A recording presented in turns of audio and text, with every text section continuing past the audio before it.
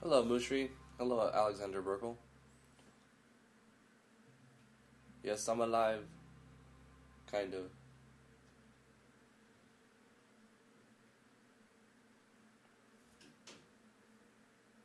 How are you guys doing?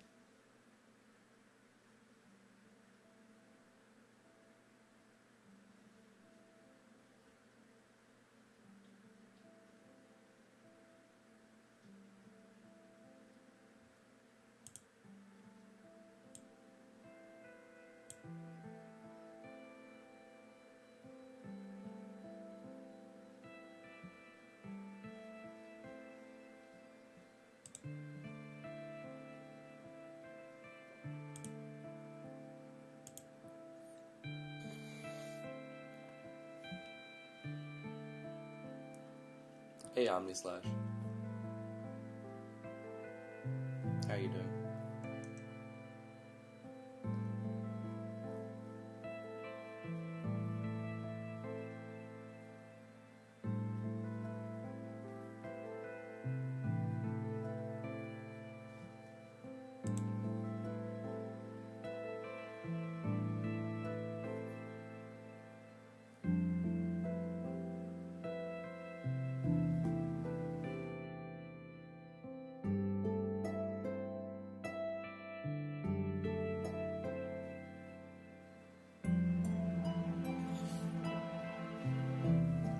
Hey, baby. Yeah, it is Minecraft music.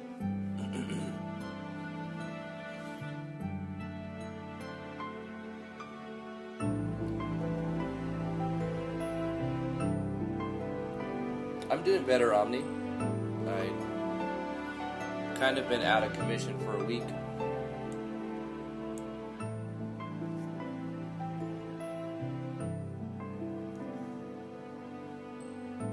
Let's get started.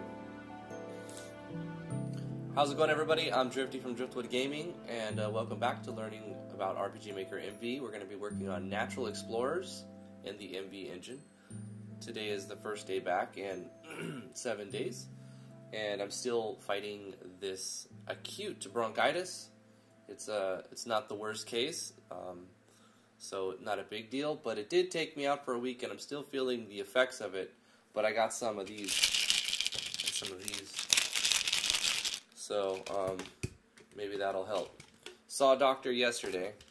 I'm not dying, so I should be fine. But anyway, we're going to jump into Natural Explorers. I got a lot of stuff to do today. Apologize in advance for any times that I'm sneezing, coughing, or blowing my nose. Gonna do the best I can. Thank you so much for joining me. So let's jump into the project.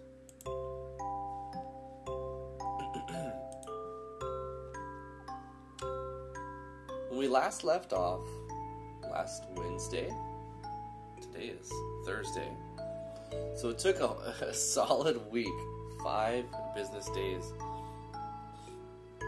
I had no voice on Thursday, my voice was really squeaky, and like I was starting to lose it on Thursday, and I'm like, okay, I can't live stream. And then on Friday, I had no voice, and Saturday and Sunday, my voice started to come back. But other symptoms started to come up, like a bad cough started to start, and it just got worse. The cough has only got worse. Even last night was pretty tough, just getting to sleep, because I fall asleep and then sleep for 30 minutes, wake up coughing, you know, and then fall asleep again. The music's a little bit loud. Okay, let's turn that down. Mushri says, just got SRPG Studio on Steam. Should I watch your tutorial series on a first or going blind? It's up to you, Mushri. Whatever you want to do, man. I go over some basics in SRPG Studio, so And it's not too long. You could probably go through the entire tutorial intro series within, like, you know, one sitting if you follow along. So I would say go for it. Watch this tutorial series on SRPG Studio. It'll give you a little head start, because the engine in SRPG Studio is not very intuitive in that it shows you what to do. And in some cases, it's counterintuitive. It's not a bad engine, but it's not very easy to use either. So I was working on the player vendor last week.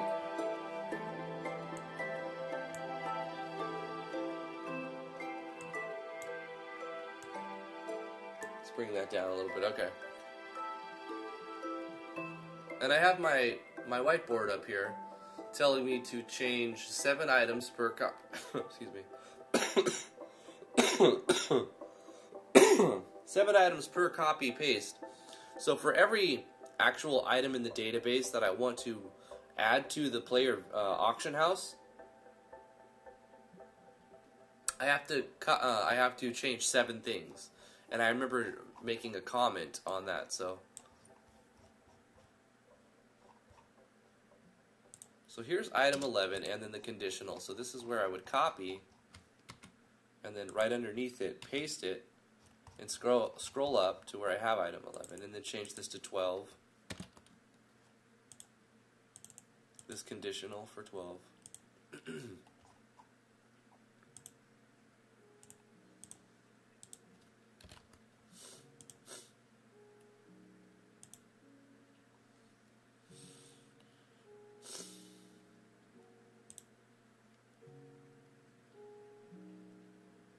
And then the script as well, where we are referencing the base price.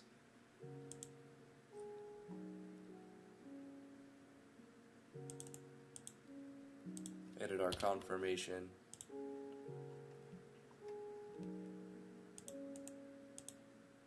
And text boxes. So basically, I'm going to be doing this today. It's going to be pretty laid back, pretty chill. Yeah, for real, Omni. I'm going to just be doing this to get caught up to the 80-something items I have that I'm going to allow the player to sell. So, if you have any questions about the game that I'm working on, or the engine that I'm using, or other engines, SRPG Studio, or GMS2, or whatever, just let me know, and we'll screen questions as I go throughout this mundane task.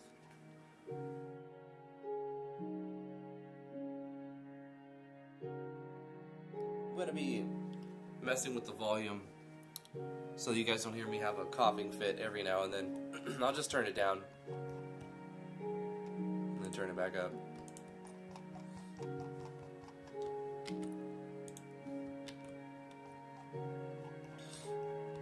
All of this should have been done already, but you know, you can't pick the times you get sick.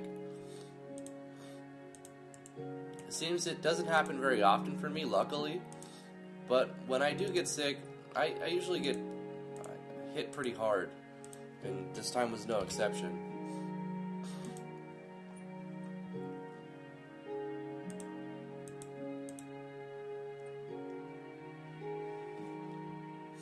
Probably about once a year, give or take.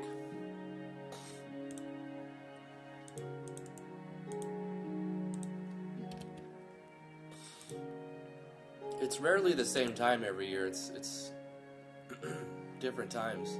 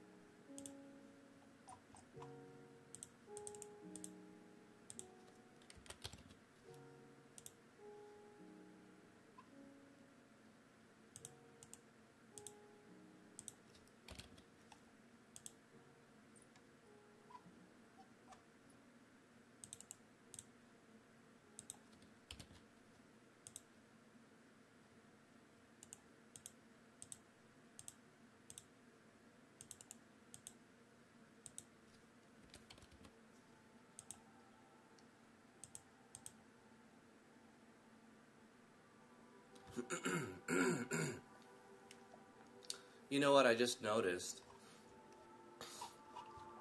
The item reduction, I'm actually adding an item, so there's a bug in here. Right here, it's subtracting, but then underneath here, okay, at some point I'm messing up something. Subtracting,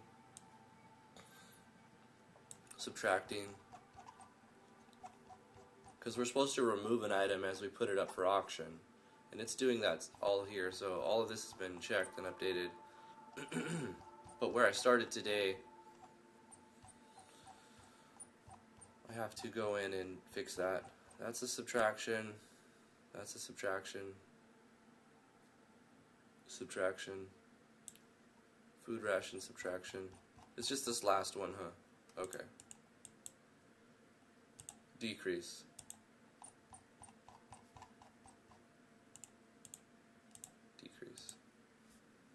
Okay.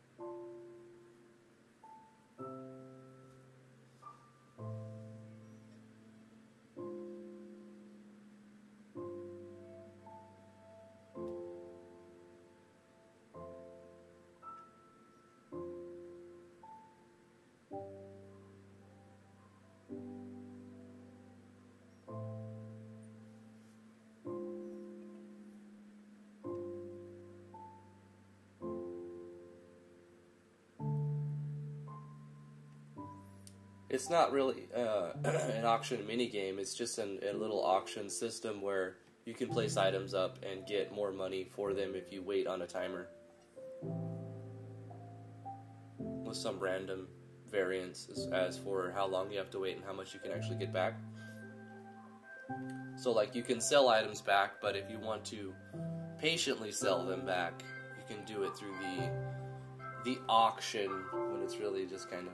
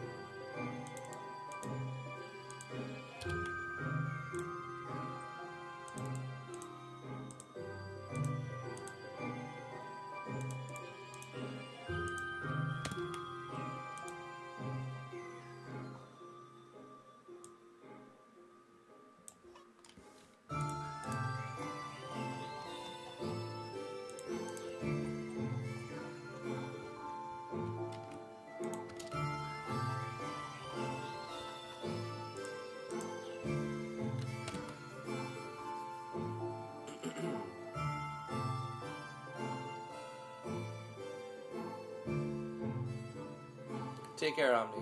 How's it going, Chaos Theory? How are you doing today?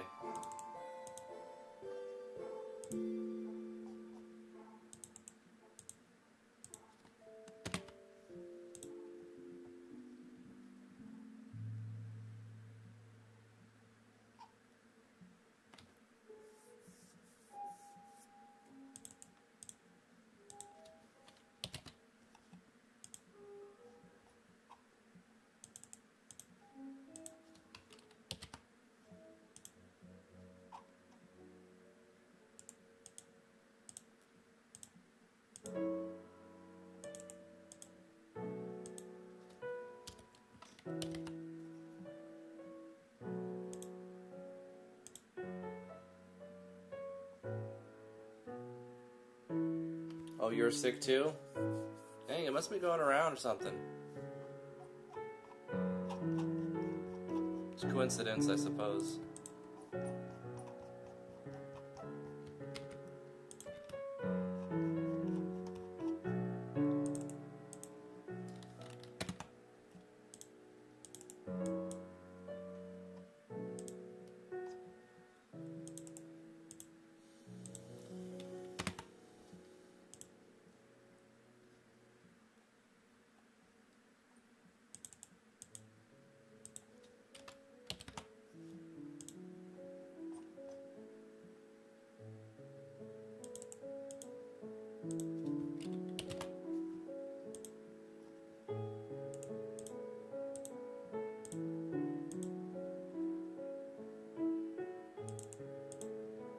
I'm so glad that we did the extra complexity to allow a custom number of items to sell. So like we can select the thing we want to sell and then how many we want to sell.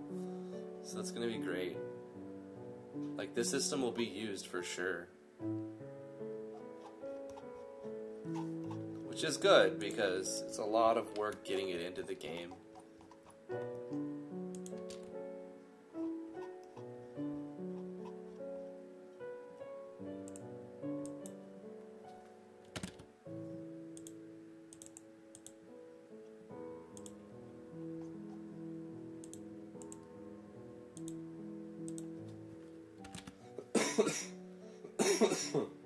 Excuse me.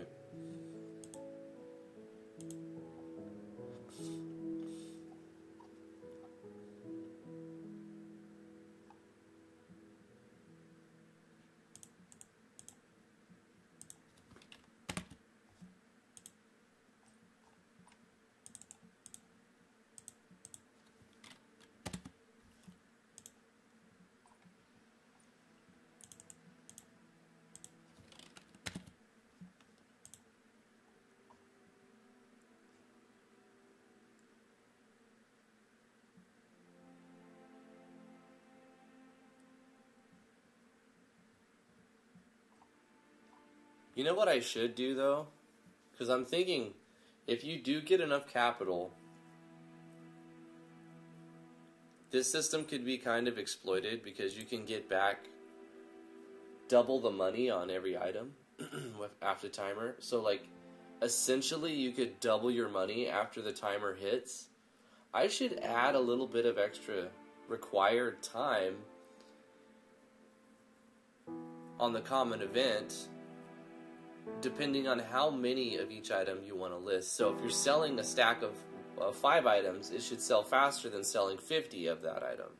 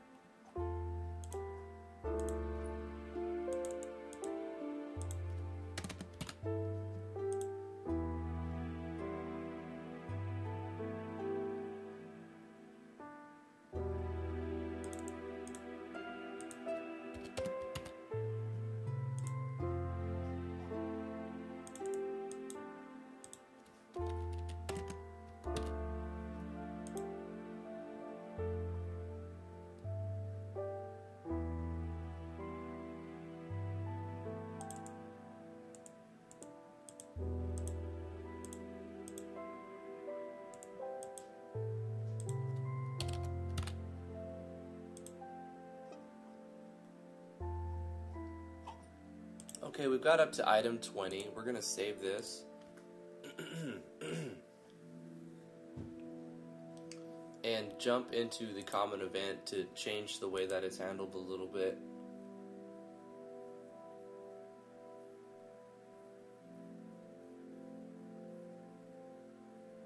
Ahmed says also rarer items would need more items to be sold.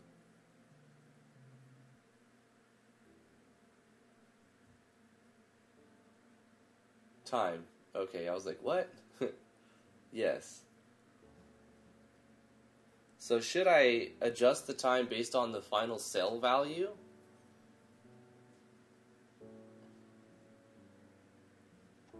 Or should I, because, let's see, item auction.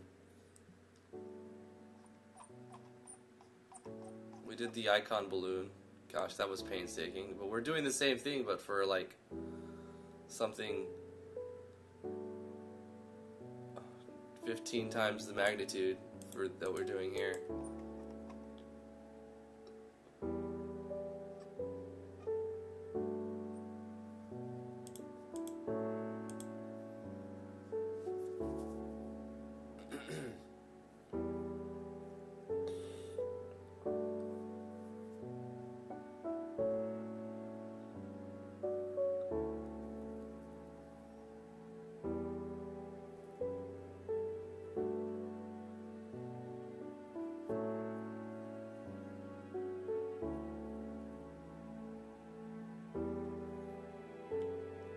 So what I could do, gosh,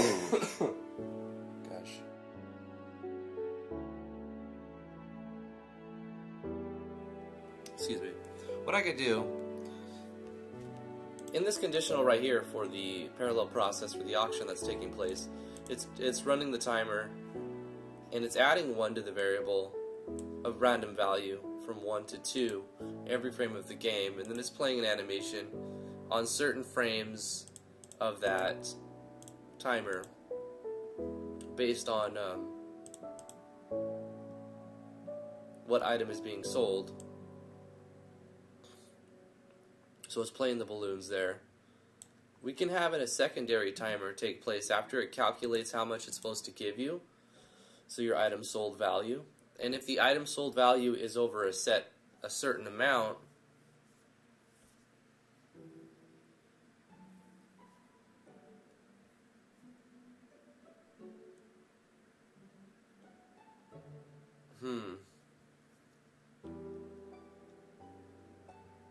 should I run another timer for the value? Because I don't know. Because on the secondary timer, it's not going to play the balloon icons.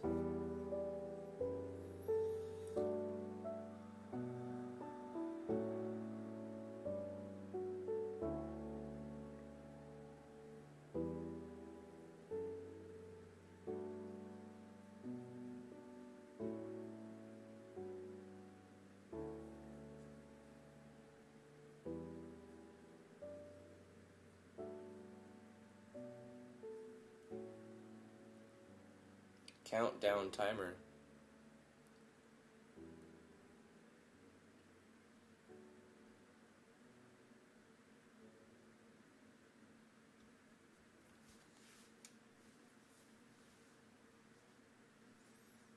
We can make a conditional checking item 01 sold value, and if it's over a certain amount, we can do something.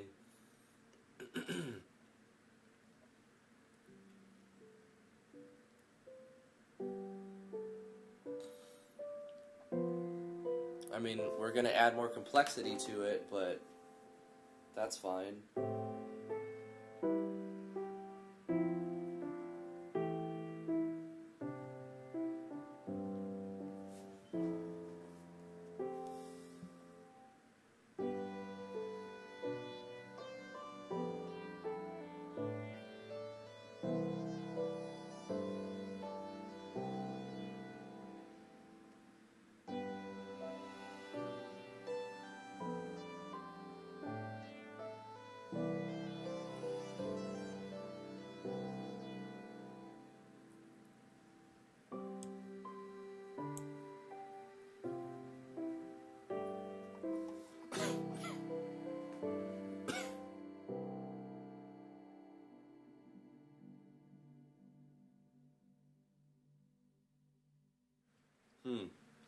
What I'm thinking about doing is changing this conditional that it's checking to a variable. Right here, we're seeing if the item 01 auction timer is above this arbitrary number. But if we set this to be a variable,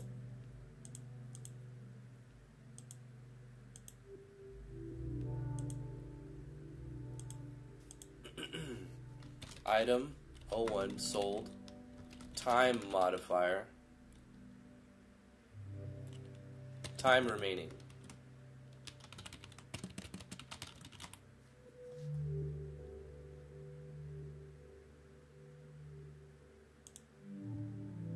So if the timer is greater than or equal to the time remaining, then it'll do all these things.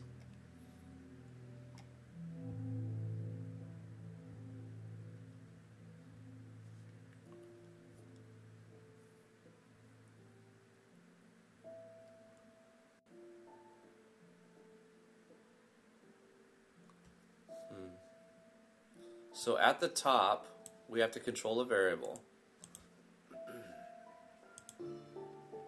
and set it to the value we want it to be, time remaining. It will be 14,400 when we're done, which was what?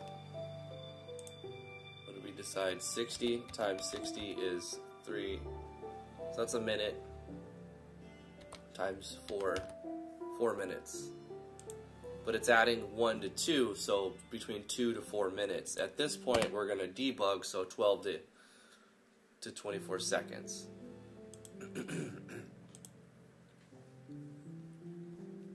Alright. But maybe we don't want to do that there.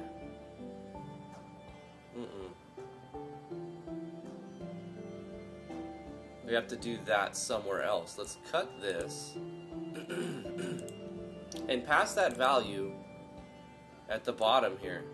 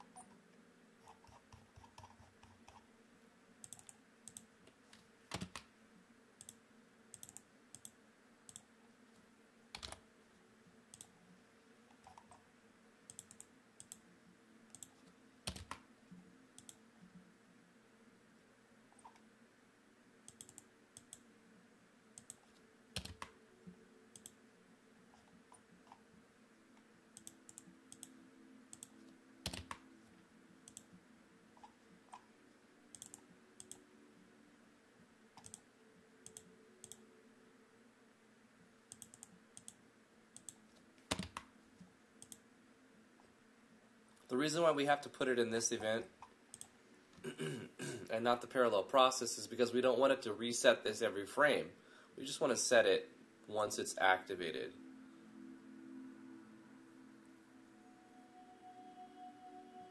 I mean, technically we would put it underneath here when we do the control switches. But to minimize how many times we have to copy paste it, we'll put it at the bottom. And if this doesn't work right, we'll put it underneath when we turn on the switch for the timer.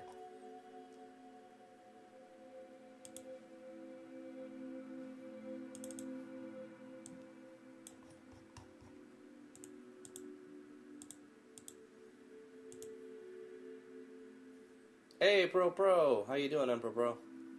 What's up, Craig?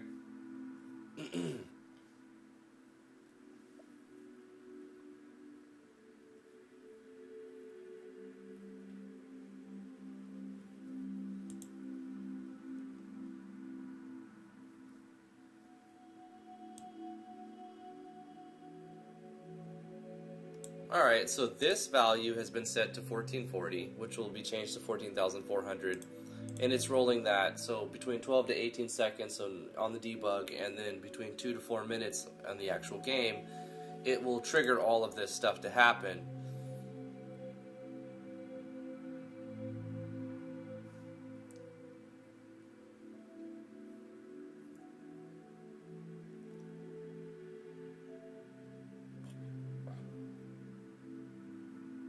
But we need to take into consideration how much are they going to be making on this transaction before the timer goes off.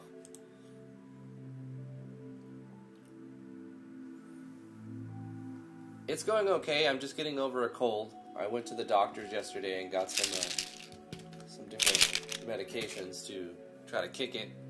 They said that I have acute bronchitis, so... Yeah, it's pretty cool. I like it so far. I'm just trying to add a little bit more complexity to it, so that it's not so exploitable, but it also has lots of options. So it lets you sell any item you want for double its value, but you have to wait on a timer. No, I wish they would have given me a corticosteroid, but they didn't give me any corticosteroids. They gave me like a combo antibiotic and then some sleep aid. Something to suppress coughing, which isn't working very well. Yeah, I've had prednisone before. It's great in that it'll help you, but you have to, like, say for example you take, 2 doses or 2 pills for the first dose. When you start to, like, stop taking it, you have to slowly cut the dosage in half, and then in half, and then in half, and then in half again. So, like, you're taking 2 for a while, and then you take 1, and then you take half of 1, and then you take a quarter of a 1, like that. Because it'll boost your immune system, but then the body will start to rely on it. So I understand why they don't always give it to people. And I didn't request it. I just went with the doctor's recommendation. I'm like, hey, you let me know what I should be taking. And he gave me these 2.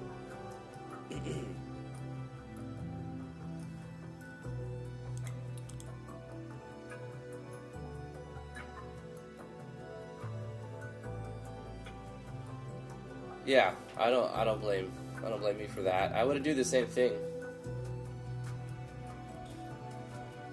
The last time that I was prescribed prednisone, I was like 19 years old, I think.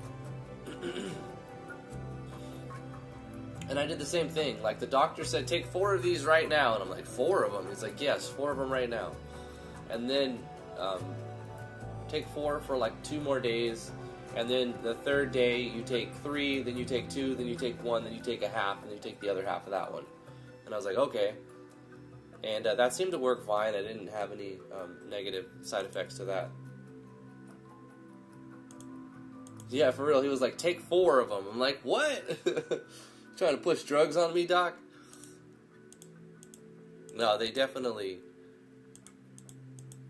Like, my immune system was really suppressed that time when I was 19. So, like, it was getting really bad really fast. So that really kicked my immune system up. Obviously. I was amped, too. I remember it.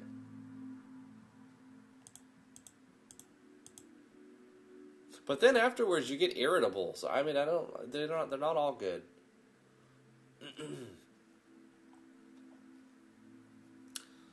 Alright, so at some point, we need to augment item 01 sold time remaining based on if the value that we're getting back is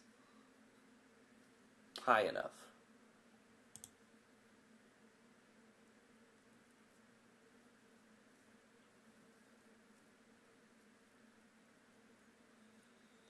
So what is variable 114? I'm referencing that somewhere. Let me look at that.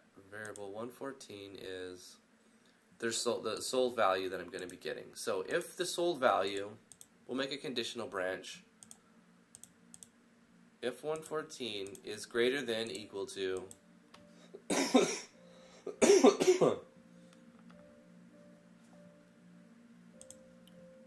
we'll add time if they're going to get more money back. So say the value of what they're going to get back is over 100 grand, right? We'll do else branches as well. if they're gonna get 100 grand back off this auction before the random 0 to 10% fluctuation, I want to set the value, but then if I set it inside of this thing, it'll never end. It'll just keep setting it.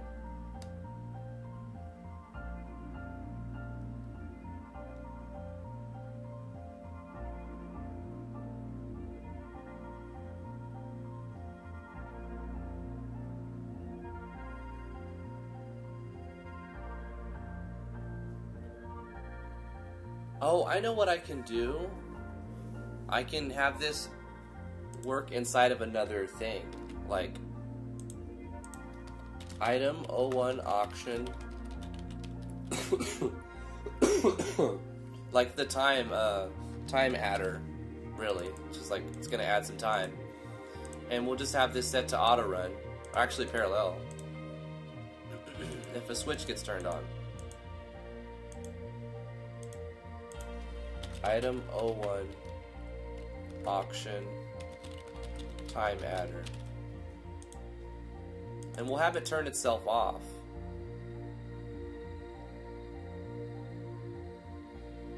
But then it's still gonna run.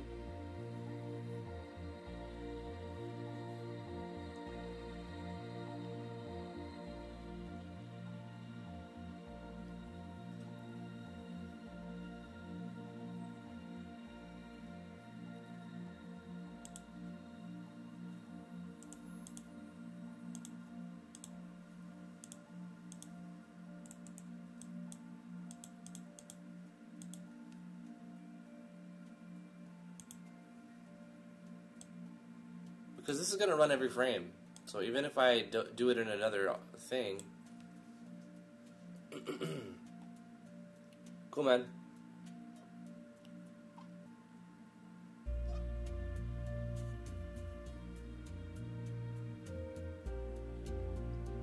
Right on.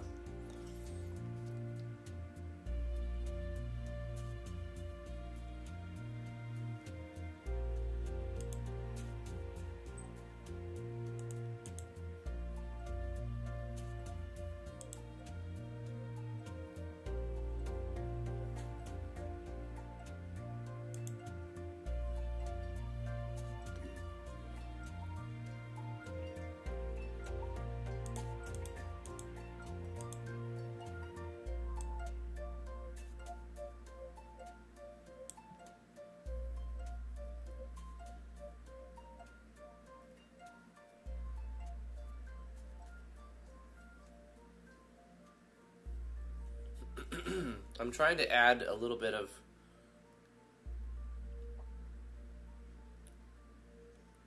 it's more complexity, but I don't want the player to be able to just double up their value, their entire gold, buy 99 of something, or even more. Yeah, 99 is most you can sell. It's 2 digits. So buy 99 of an item, sell it for double its value. Buy 99 of the same item, sell it for double its value, and then just effectively double their money every 2 to 4 minutes. Right? So I need to add a buffer to see if they're getting this much money. It's got to take longer for it all to sell.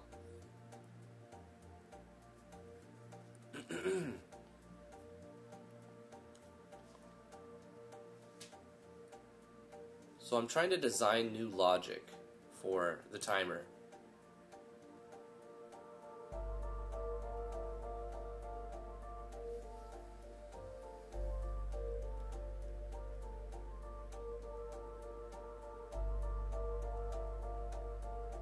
Wait, why am I doing it inside of this process? I don't need to do it here. I can do it inside of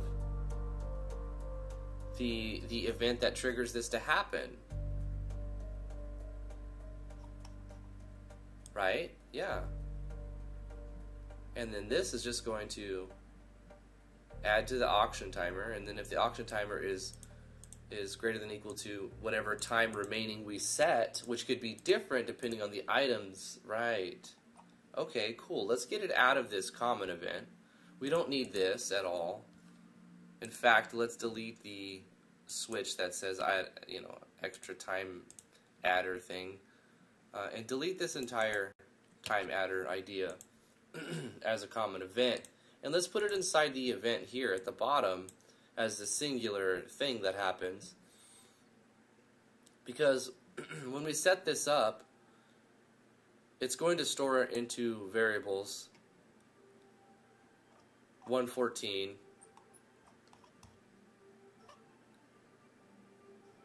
somewhere, doesn't it? 112.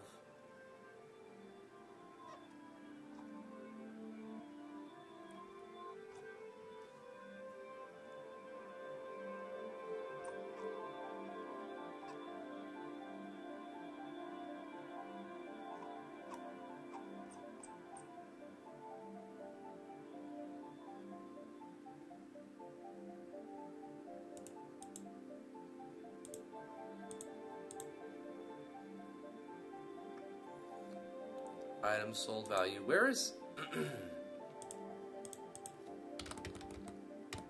Where am I defining item sold value? Is it inside of the common event? I may need to move that out.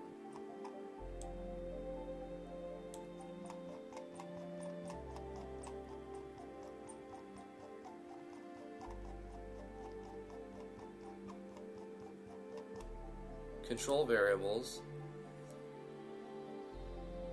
Item sold value equals the item selected sell price, and then the item sold value multiplied by items selected quantity.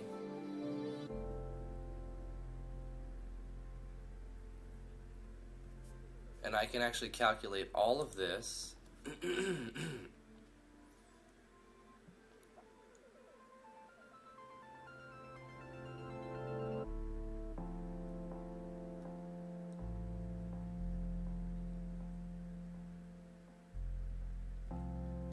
Let's cut it out of here and put it inside the bottom of this.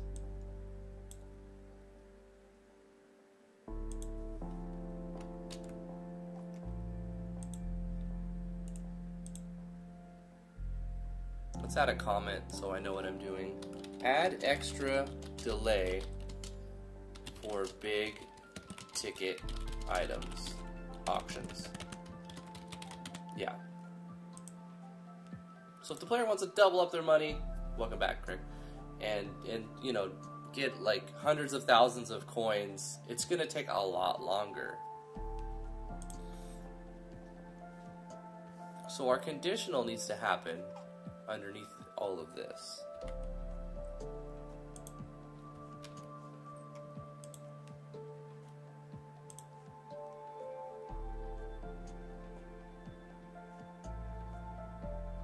And this timer needs to be set at the bottom.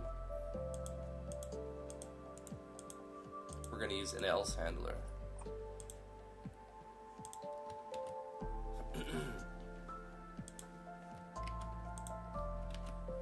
So if they're going to make over 100 grand, then we're going to add 10 times the delay. So 20 to 40 minutes. No worries. We'll copy this, paste it in here. We can get rid of this one now. And say, if they're going to make over 50 grand, then we'll cut that in half.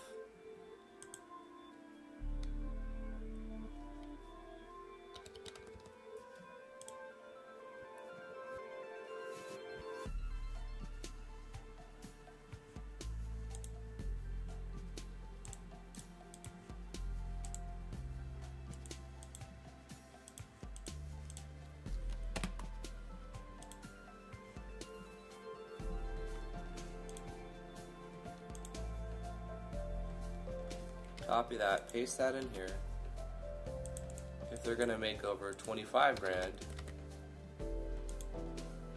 we cut this in half.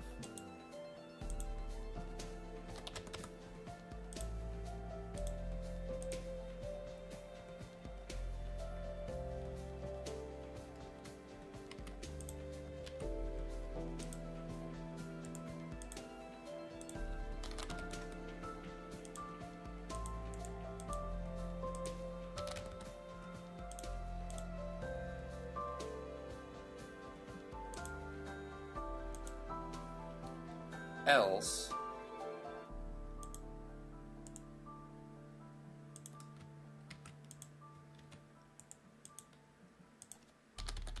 $14.40. Now this is all going to be multiplied by 10 at some point when I put it into the game. This is for debugging, so it's quicker.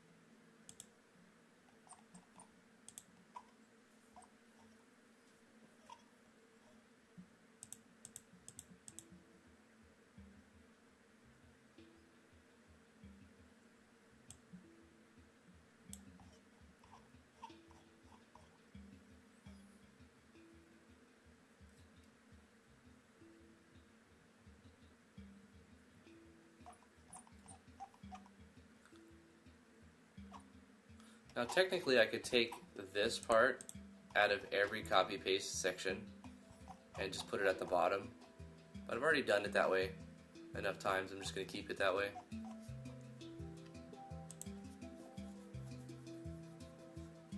So at the most, you're going to have, you know, times 10 in gameplay. Let's calculate this. How long is it going to take at the most? Calculator, you don't need to be that big, yo. Alright, so let's go 14,400, but then times 10. So 144,000 divided by 60. So that many seconds divided by 60. So that many minutes. So it's going to take 40 in-game minutes at the longest, between 20 and 40 minutes, to return a set of items that's going to return over 100,000 coins. I'll do a tutorial on it when I finally have it all finished. Like, I'll make a streamlined, this is how you do it, and then you copy paste this section for each item, etc., etc.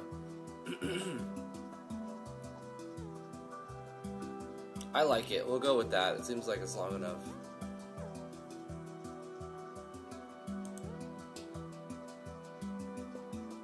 So anything under 12,500 is just going to be between 2 and 4 minutes. And then it starts getting up a little bit longer.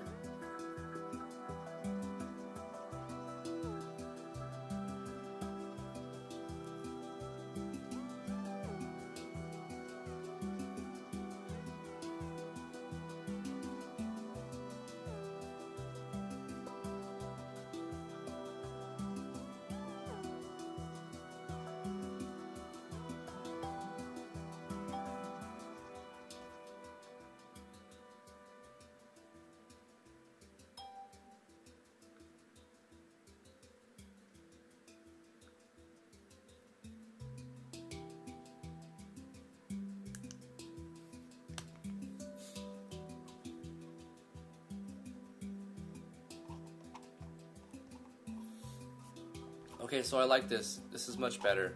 This stops the player from just doubling their money every 2 to 4 minutes. If they want to get that really, really high value, double, they're going to have to wait a lot longer.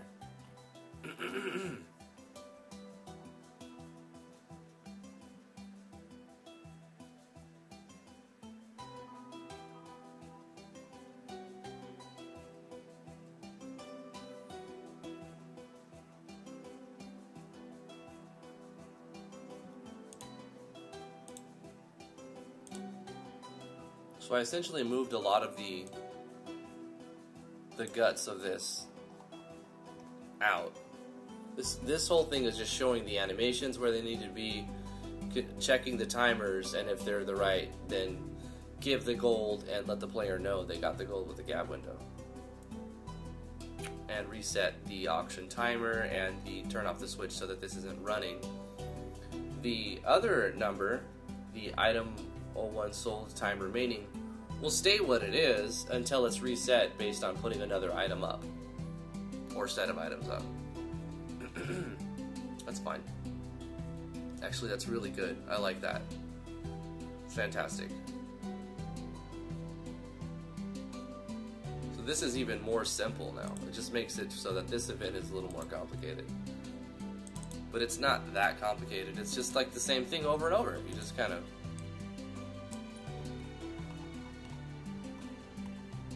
You just gotta make sure you have a section for each item that you want to add to the system.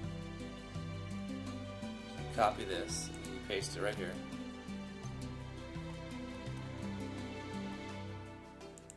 Change this. So right now we have 84, and we're on 22. So I'm going to try to think of other things to add as I monotonously add each entry. This is basically a data entry job now.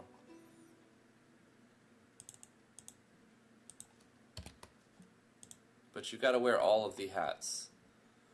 You've got to do the data entry, you've got to design the logic, you've got to create the artwork, you've got to code the systems, you need to write the story. You got to do everything. So data entry is just another one of those things that you got to do, which is fine.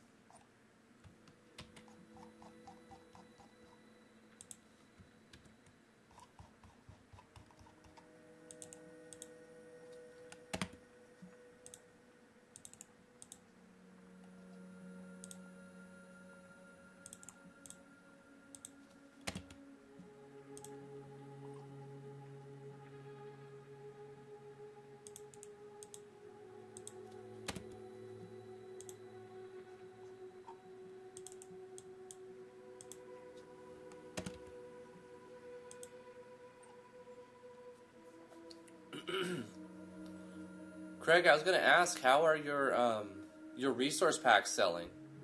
I was wondering if I should do something like that, design resource packs and try to put them up for sale.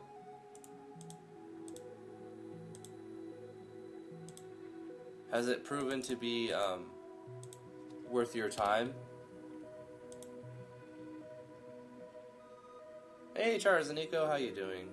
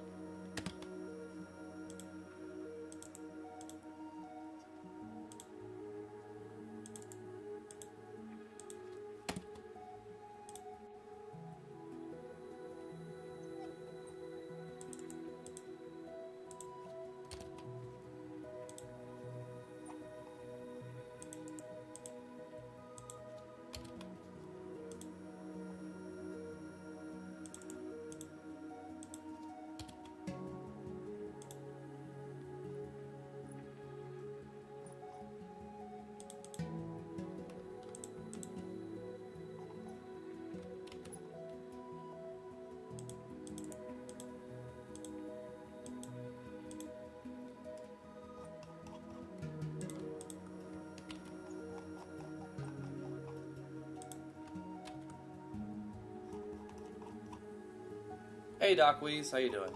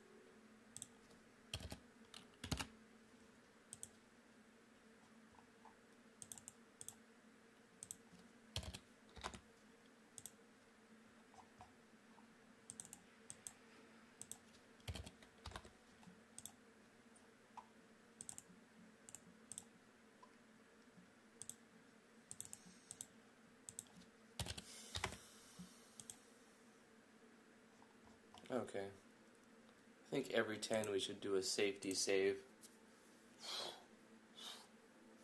We're on item 30 of 84.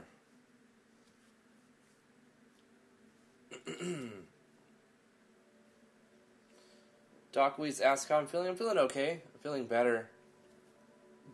I still have a cough and some, crap in the back of my throat. Sneezing and runny nose has kind of gone away, but it's still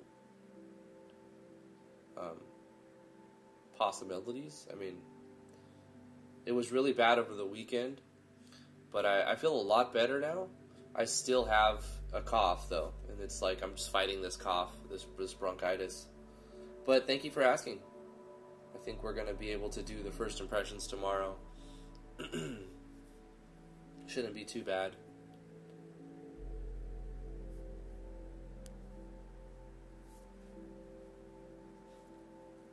HID Dad, how's it going?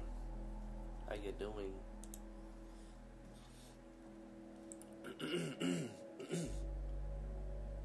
Alright, let's jump back into it. We're on item number 30. Let's get to 40 then.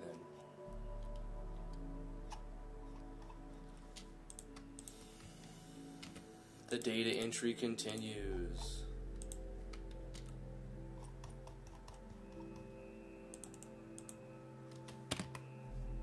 You want all your systems to be unique, and you want to have a lot of different features. Sometimes you gotta grind for them. We're grinding on that last boss. It's not even the last boss. This is more like this is just like one of the four fiends, right? We're grinding to beat one of the four fiends in the RPG that is game dev.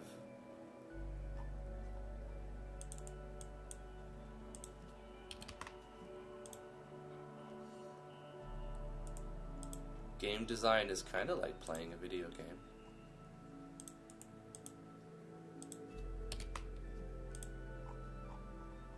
If you can gamify your work, then you're probably going to have more fun doing it.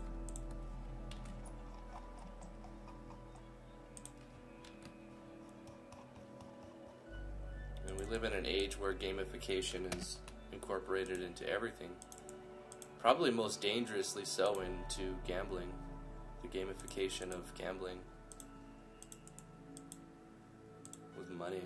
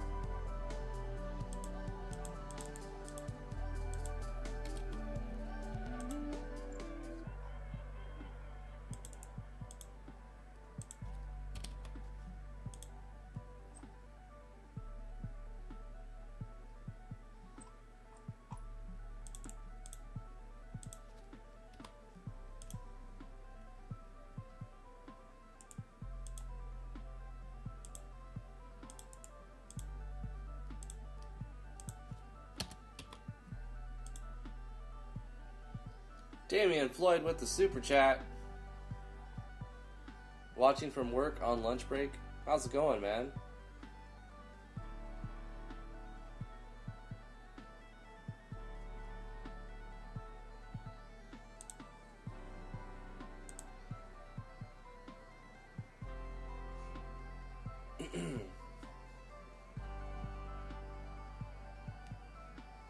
Did that go through? Did it show it?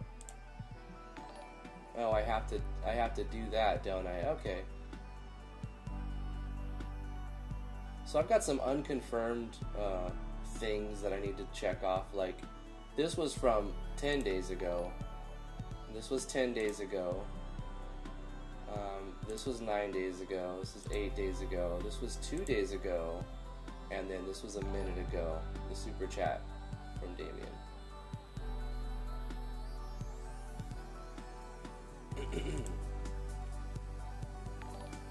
Right, it makes me like check these off. That way if somebody's like trying to harass me, like they could still do it, but like they have to go through one more filter, you know. Thank you, everybody.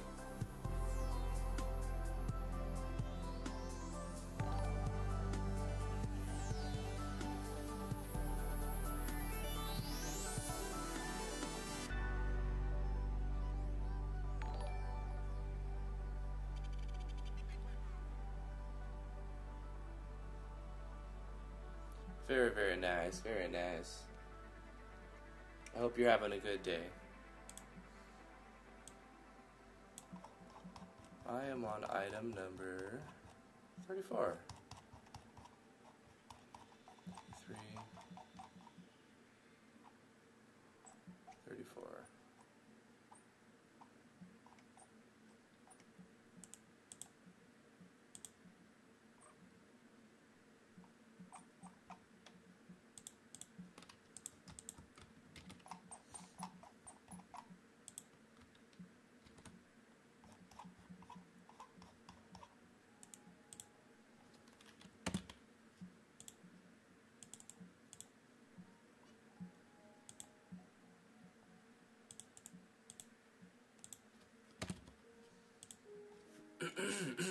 Back to the data entry. The data entry.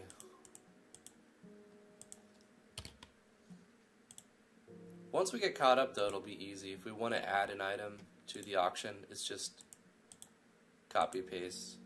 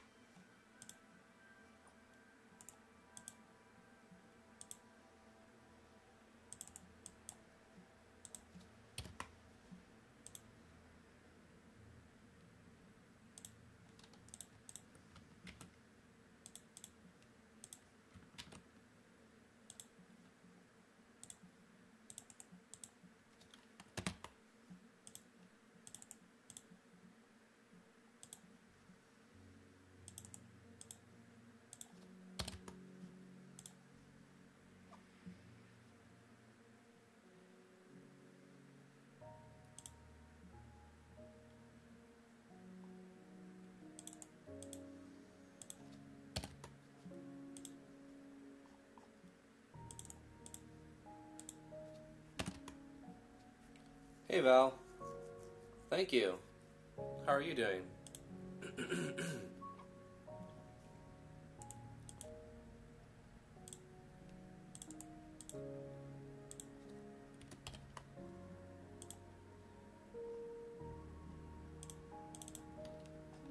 Okay, that's half of them. Let's do a safety save. We got half of the database entered as far as items sellable. You're learning Spriter. Cool.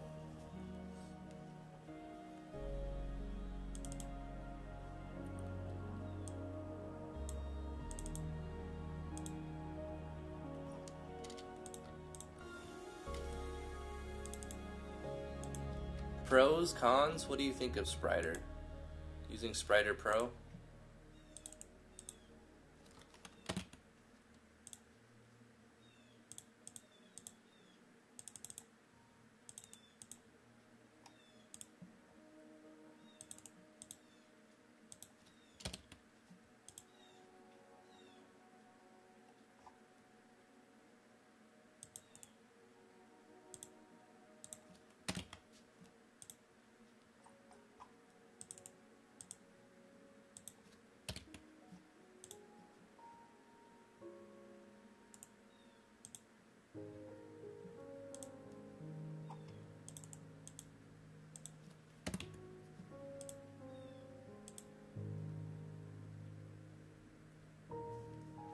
It has a learning curve, but it will make your work much easier.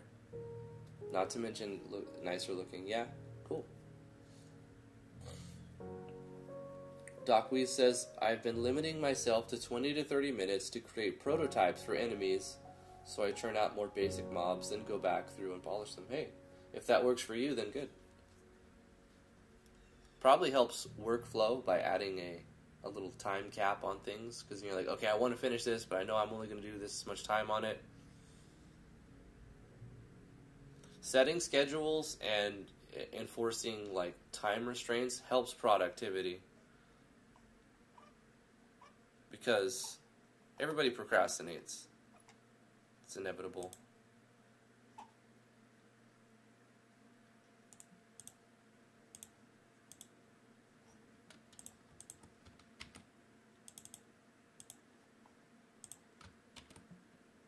It is an inevitability.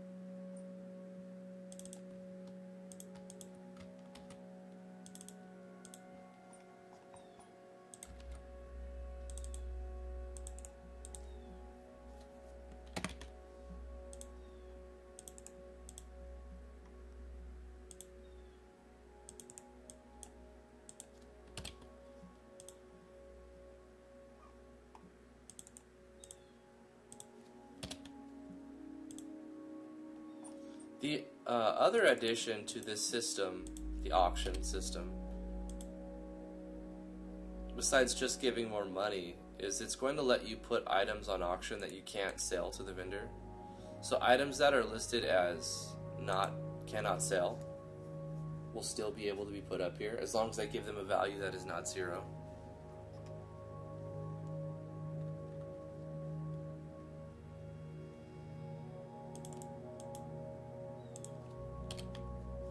So I'll need to go through all the items and make sure that nothing is set to 0.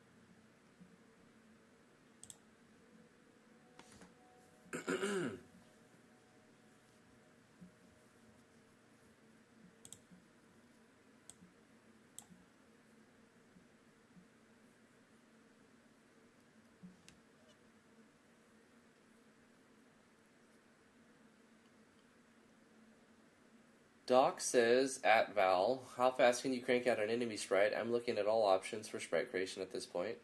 Mushri says, Drifty, how do I add more units to a map in SRPG Studio? I can only add 5 for some reason. You need to go to the map properties and increase the max unit cap that you can have. The map properties will also dictate how many that you can add. There's like 2 spots that will limit the number of things that appear.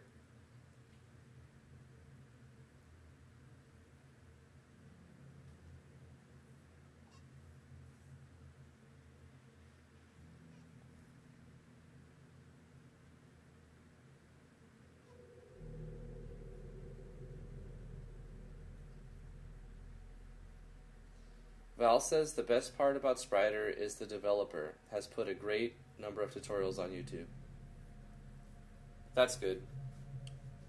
Wasif, what's up, dude? How are you doing? Thank you. It's good to be back. I'm still fighting that cold, but I think we're gonna be okay. We'll do a safety save. Let's see where we're at. We're doing database entry right now. We're adding all of the items. We are on. Excuse me. Sorry about that. Doing my best. We're on item number 47.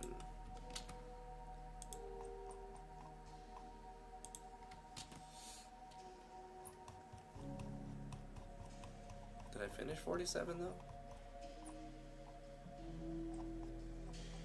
Yeah.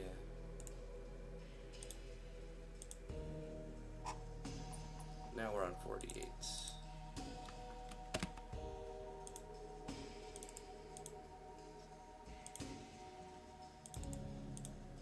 Yeah, I hate going to the doctors. I never want to do that, but this last time it was remarkably fast and quite painless. And I should have gone like a few days ago instead of yesterday.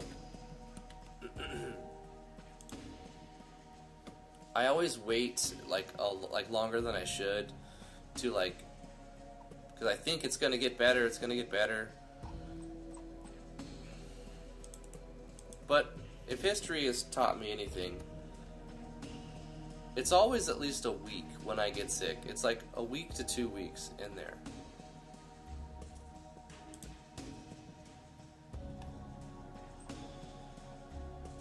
I seem to get sick every year at some different point in time, at least once a year. Usually only once, luckily, though. There's been a couple years where I've had 2 separate, flus.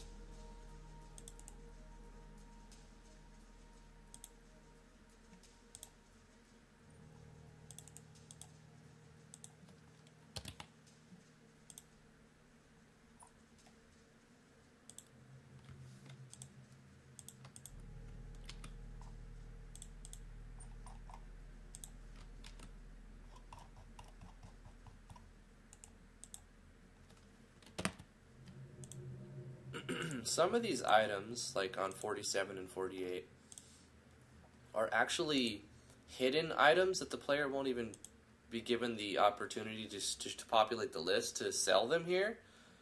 But that's just the way that I have it right now, and if I change that system, I don't want them to be missing inside of the player vendor auction. So I'm just going through the legwork right now of adding them anyway in case I turn them back into regular items. It'll help my OCD. Not missing a number.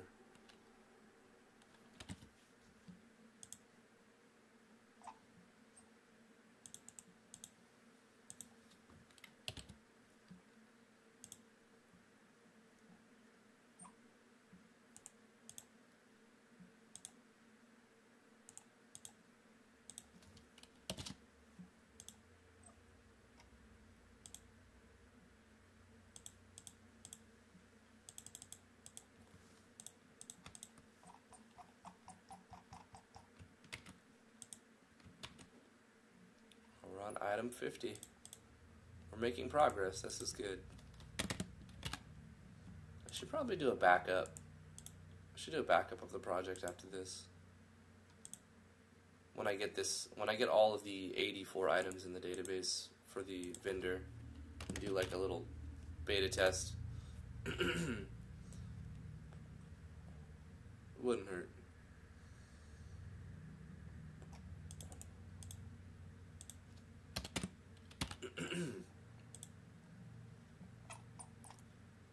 Don't forget to back up your projects, guys. Every now and then.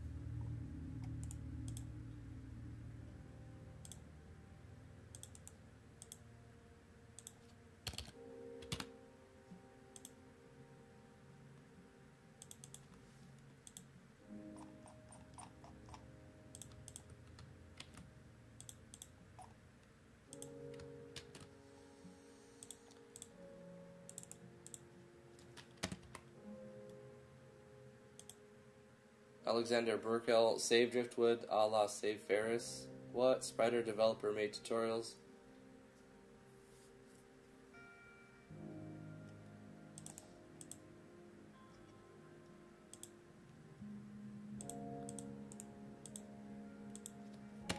I usually go to the tutorials, like any new piece of software. I'll check out I'll see what YouTube has for tutorials, and then I'll see what courses are offered at different websites. If sometimes there's not a lot of good resources for, like, as per YouTube videos, but there's a lot of good documentation on it, and vice versa. And sometimes there's like actual paid courses that you can take on certain softwares, so it doesn't hurt to do some research. I would definitely start with the free resources.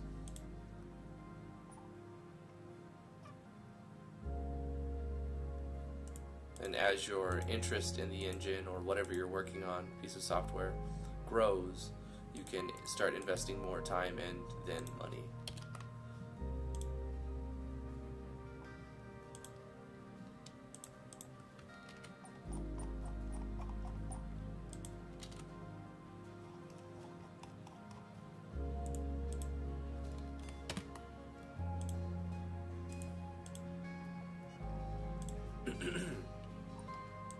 Most real big softwares or highly known softwares will have documentation, like via help files or internet forum help files, as well as YouTube videos, as well as courses online.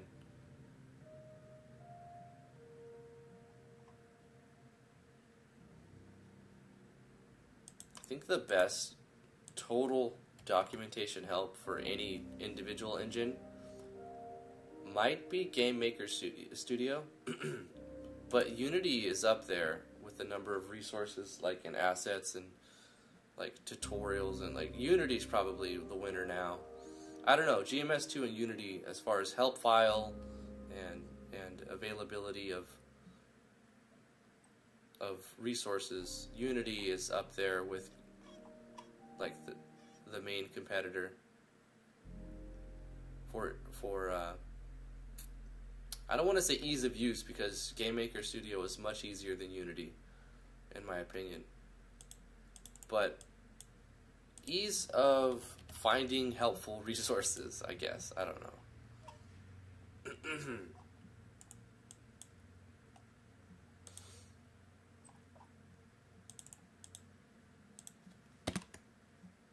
Like inside GMS2, if you just press F1, you have hundreds and hundreds of pages.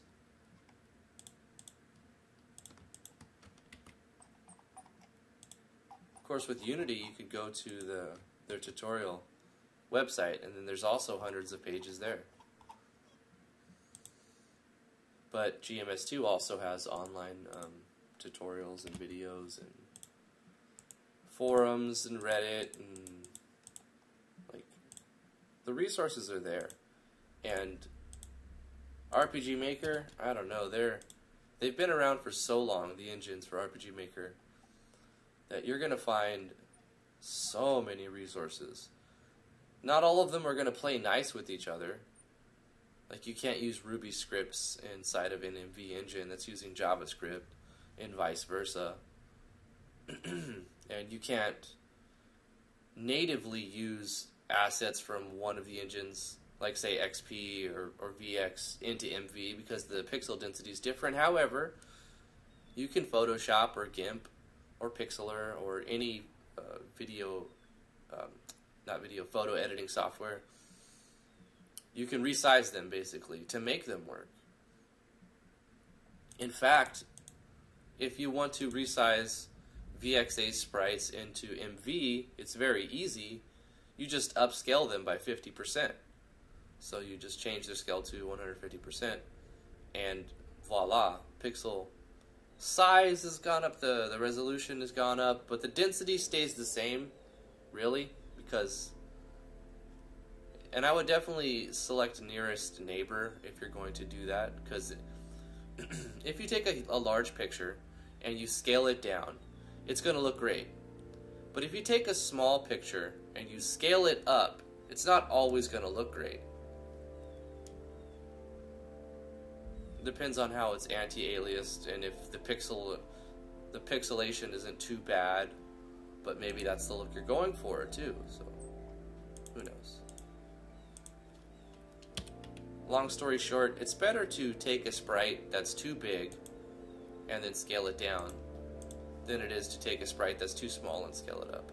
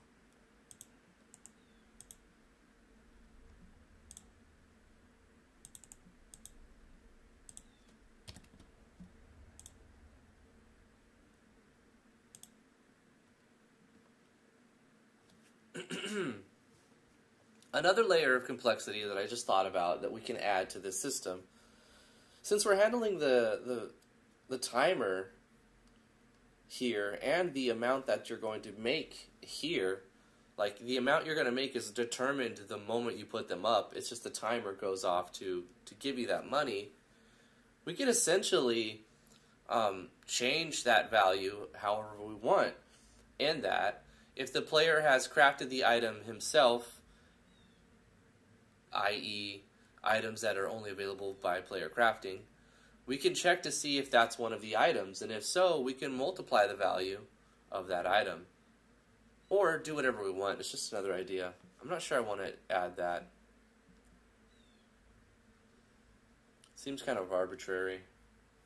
The original idea of this system, though, was to let the player buy seeds, grow their plants, process those plants into foods, and take those foods to the market to sell for increased profit instead of vendoring those things.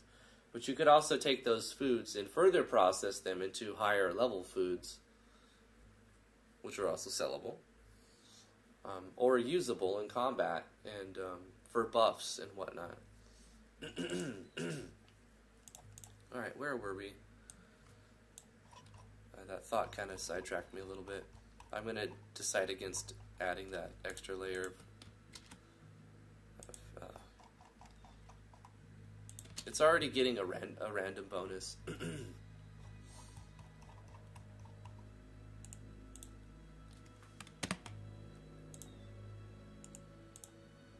I would like to finish the database. I have 20 minutes. I probably push it past that point, so that as long as it takes till a certain point anyway. Let's see if I can get all 84 entered so I can be done with this section and only have to revisit upon creating new items. Plus I feel like my voice is about to go.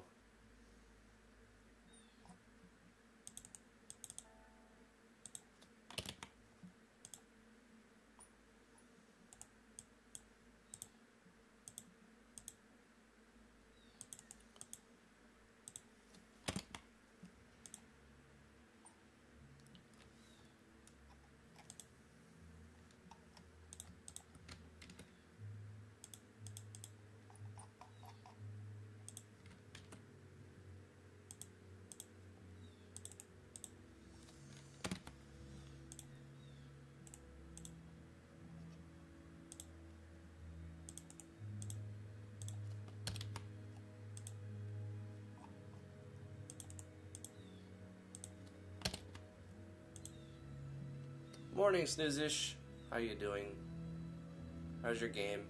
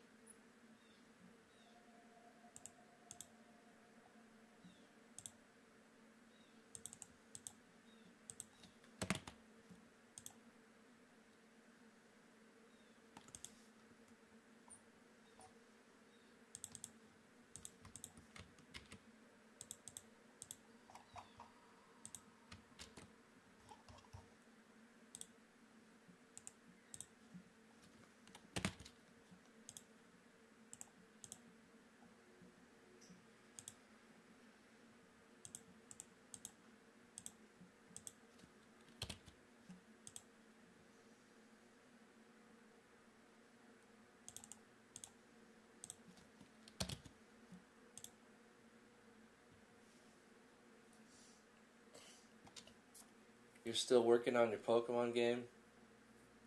Designing 130 characters is hard. No kidding. Dude. Pokemon games are no joke. Even though they only have 4 skills. Like, dude. Making a Pokemon game is a huge challenge.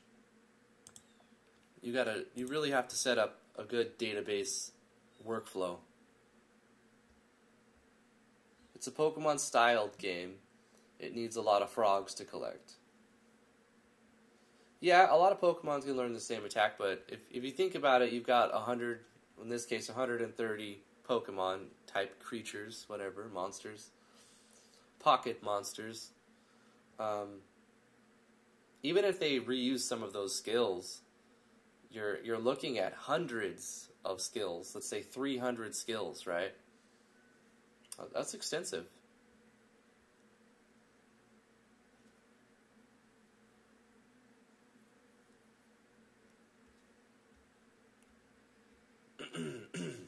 You're giving them 4 to 6 unique skills. Wow. That sounds pretty cool, Snooze-ish. That is a hard name to say.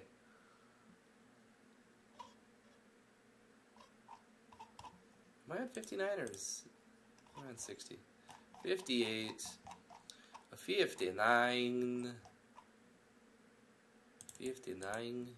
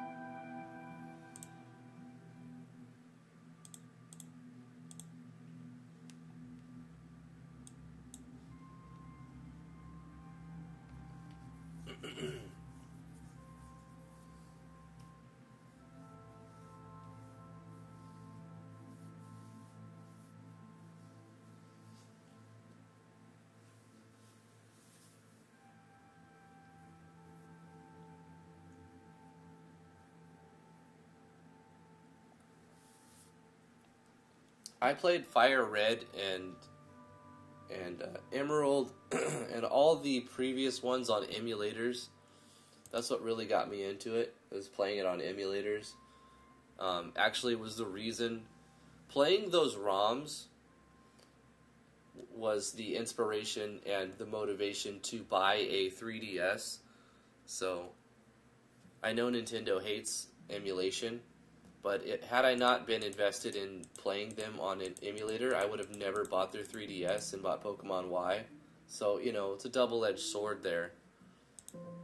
So I played, I have the 3DS XL and Pokemon Y, and that's the only one that I own. But I did enjoy it quite a lot.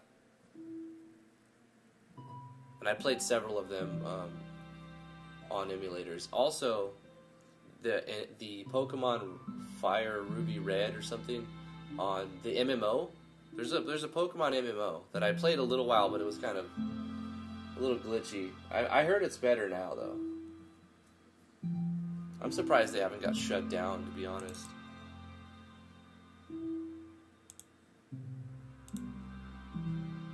It must be a Nintendo affiliated thing, like unofficial, but like somebody official is involved, so they don't cease and desist it.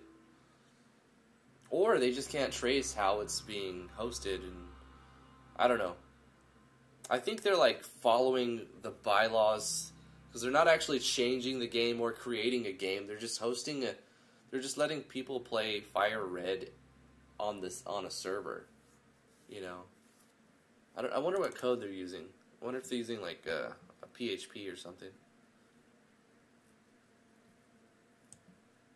Probably Python. Probably Python.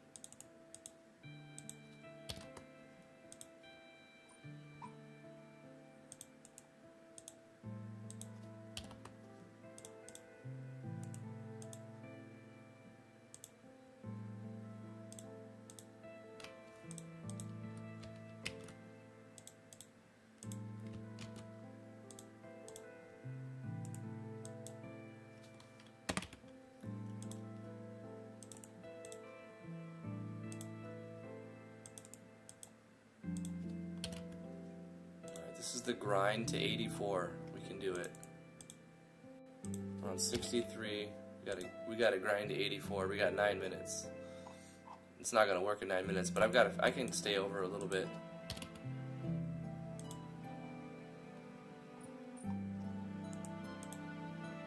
I'm gonna grind to 84. We can do it. We can do it. We can do it.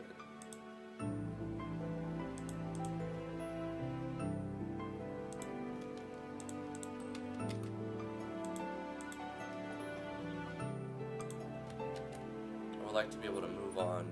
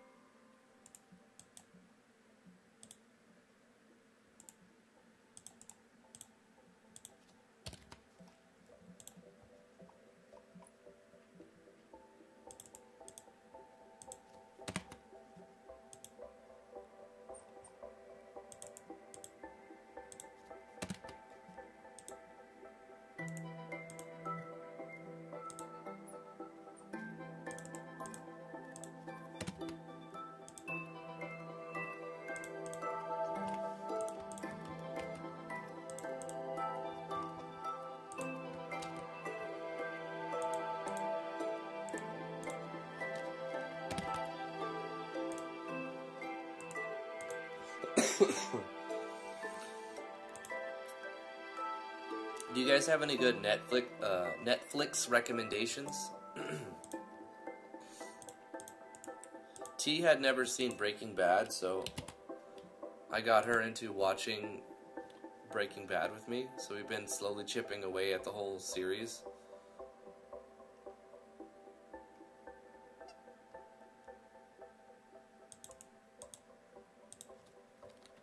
What was another one I watched before that? There was another one that, like, it started really good, and then it got boring, and then it got good, and got boring, got good, and, Lost. Have you guys seen the Lost series? It's old now, but that was a Netflix series that I was into, and then I was like, ah, it's boring, and then I was back into it. Same thing with Breaking Bad. Like, season 3 got, like, real sloppy and boring. Season 1 and 2 is really good, and then by the end of season 3 and like through season 4, it starts getting good again. I can't remember season 5. I remember I watched the whole thing, but it's been so long since it came out. And when I watched it the first time, it was weekly. You know, I watched an episode when it would air, and then wait a week.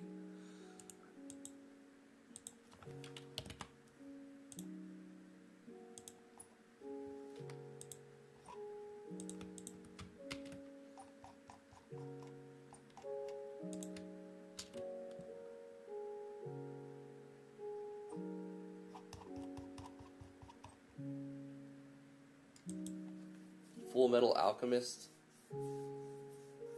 My Hero Academia,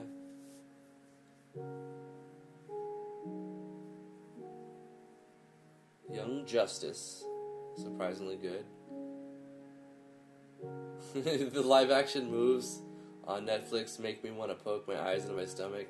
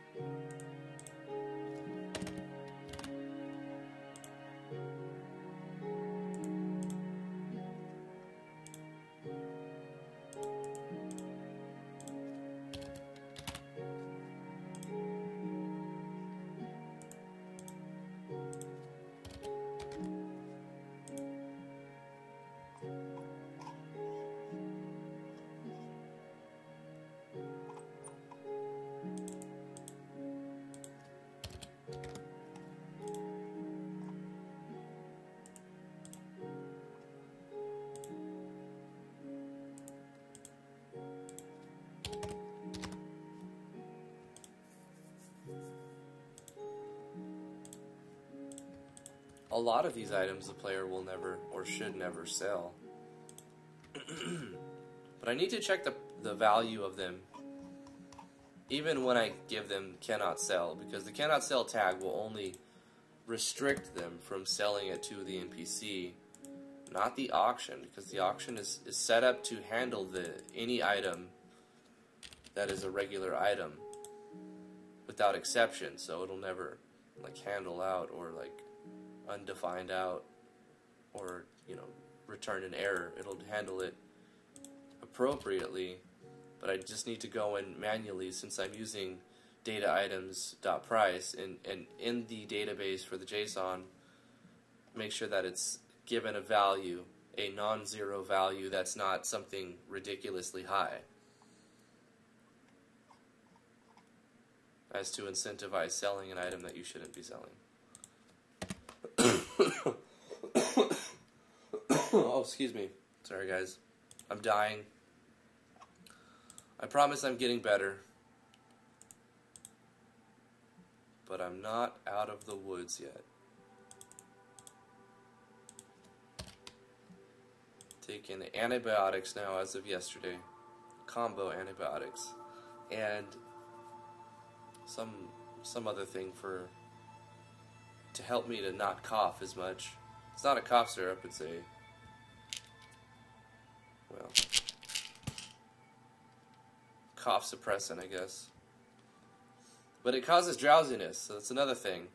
I could either decide I'm going to cough like crazy. I've done pretty good this episode, or, you know, first stream back, not coughing like crazy. But there's been a few incidents where I sound like really bad. Or I can deal with being drowsy. So, either way, I'm boned. I just gotta deal with what I've been given. Just gotta deal with it. Put on my big boy shoes. And cope. It's not so bad.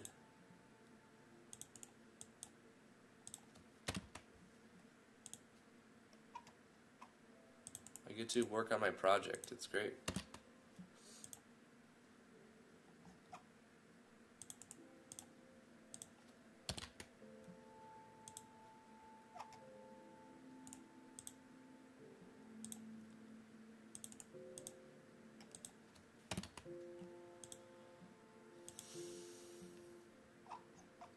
We're almost there. I'm going to try to grind to 84. We're on item 72 now.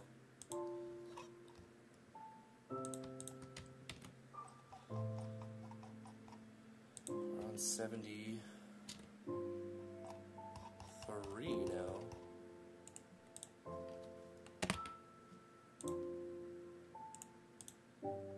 It's like I'm grinding for levels. I'm trying to level up here. We gotta fight this boss, guys.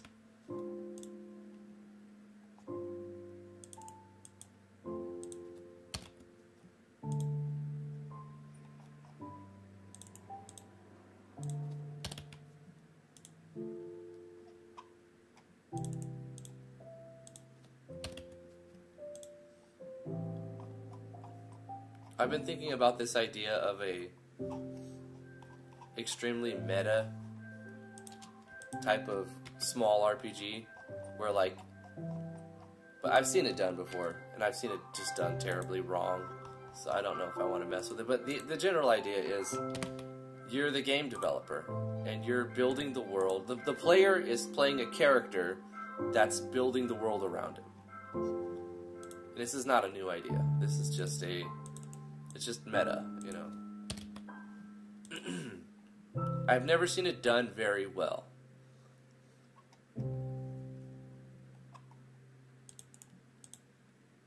All I've seen is very poor attempts at it.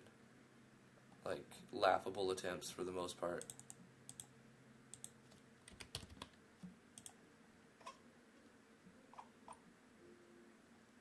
Not that I have time to even do something like that. Oh, I see a problem. That was on 72. It should have been on 73. Let's finish this up here on 74.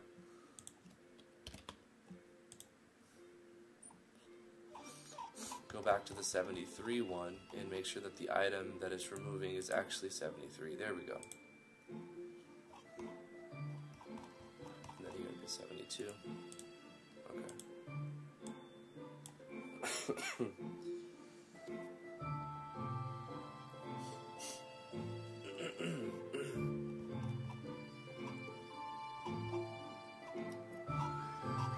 Where are we at? 74, copy this. Let's go to 75. We're in the last 10. I see the light at the end of the tunnel. The top.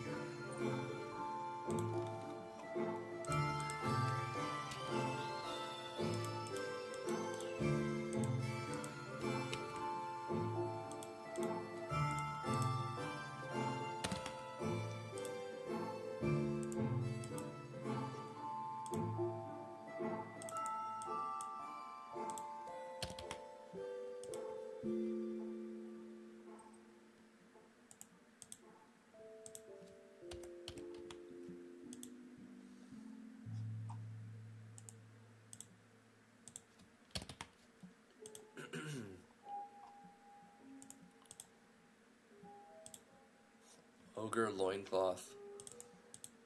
Some of the items that I've picked for this game.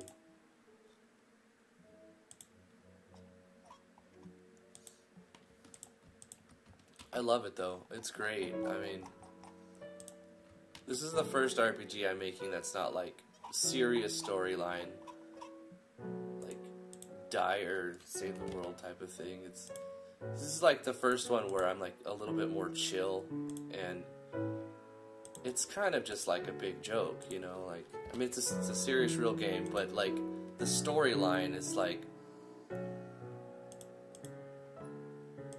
it's not a serious save the world storyline. This is just gonna be like some random off the wall, you know, game.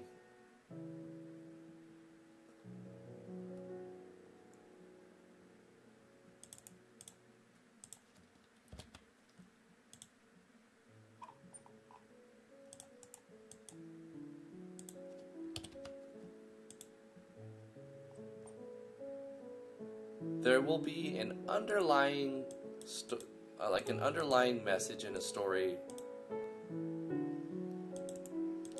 that will have like a brief, serious tone. But otherwise, it's gonna be like kind of jokey. Excuse me.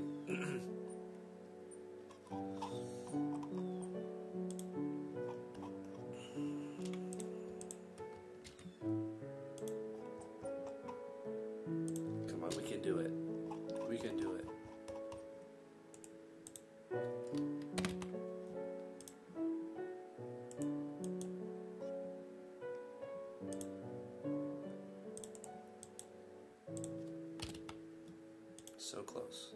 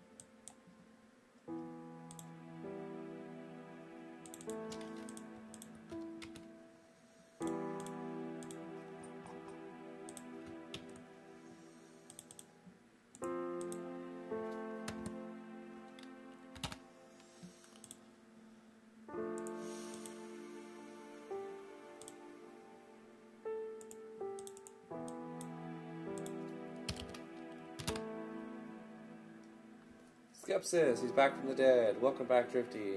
It's good to be back. Borobi says, good day, humans. I'm doing much better. I still have a cold. Still fighting it, but I'm able to stream. I can talk for the most part. My voice has mostly returned.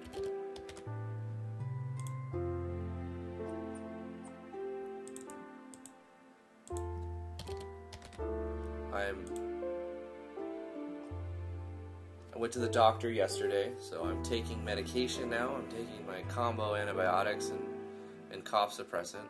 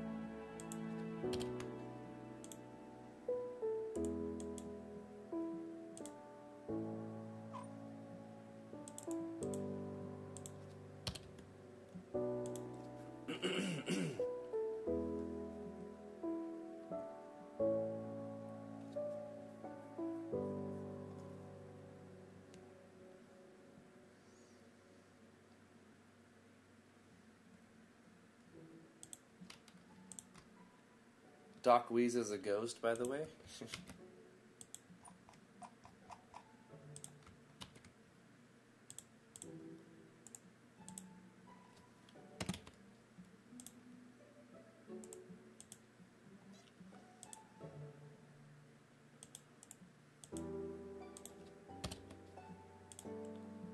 Home stretch. I believe this is the last item in the database that we need to add as of today.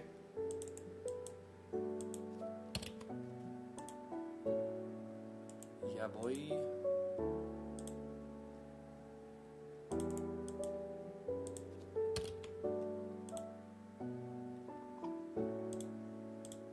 Okay, let's save that. Very nice, very nice. Let's see our items. Got all of those up to 84. Yeah, and these are like more like key items that we're not going to add to the auction. Fantastic. Fantastic. So we've got our player auction set up for all of our items.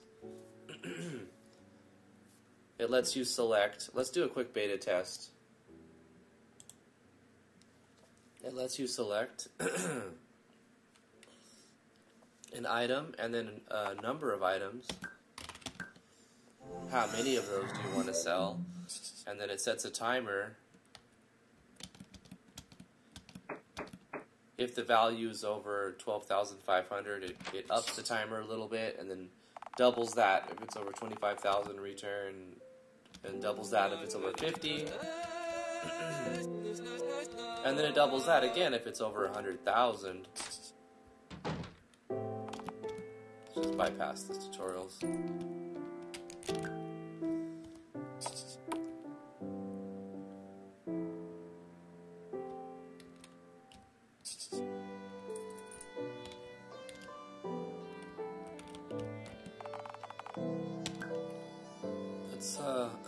Let's sell 10 ore. I want 100 each. How many are you placing? Let's put 10 of them up. Yeah. Place 10 ore, asking price of 100 each. From the sales menu, receive a notification. So that should still pop up the icon for 12 to 18 seconds. And then we'll just add a 0 to all of the things when we exit debug mode. So it'll be 2 to 4 minutes to sell the thing. Our auction of that ore sold, and we get a random between 0 to 10% bonus on top of its value. So 10 of them sold for 1,099 total. Really cool. And now let's try to sell. All of these should be entered. Let's see. Let's sell an apple for 1.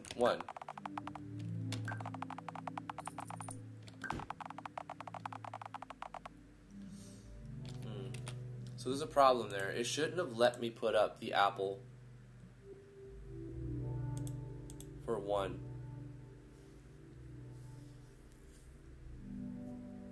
It should not have let me put up the apple for 1. The minimum amount it should let me put it up for is 25. So let's say item 15.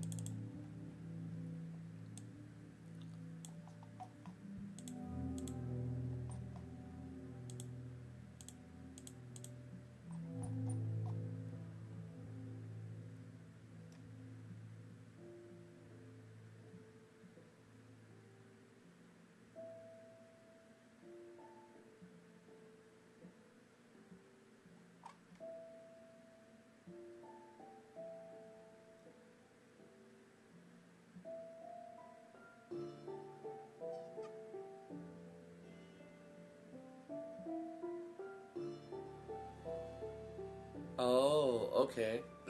We need something to happen. Excuse me.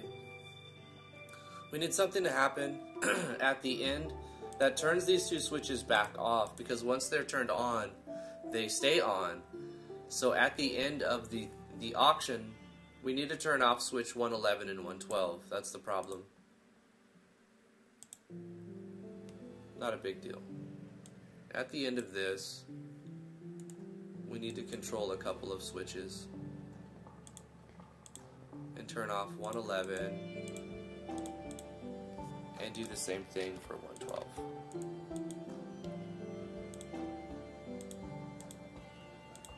Easy.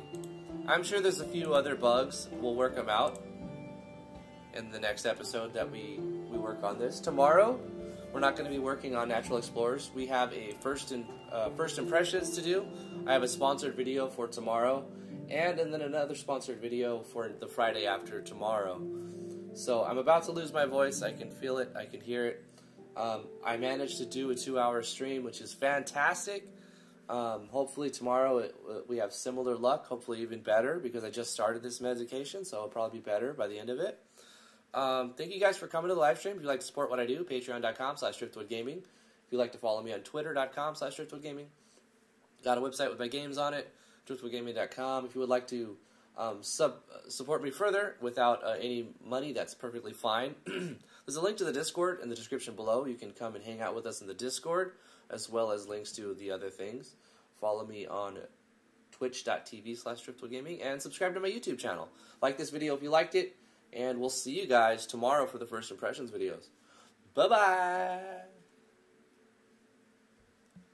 Thanks, Doc Weez. Doing my best.